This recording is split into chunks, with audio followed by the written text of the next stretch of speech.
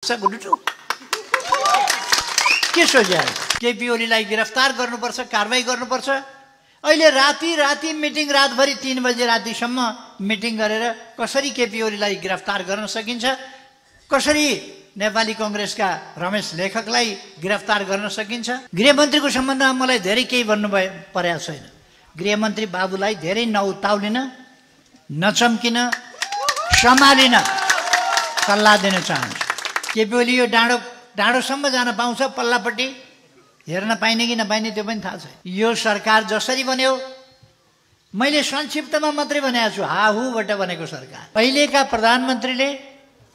प्रधानमन्त्री बन्नका लागि शर्त राख्नुभयो, संसद तुरुन्तै शपथ ग्रहण गरेर तुरुन्तै संसद भङ्ग गर्ने सिफारिस गर्छु। त्यो सिफारिस लागू गर्न पर्छ र संसद भङ्ग गर्ने हो भने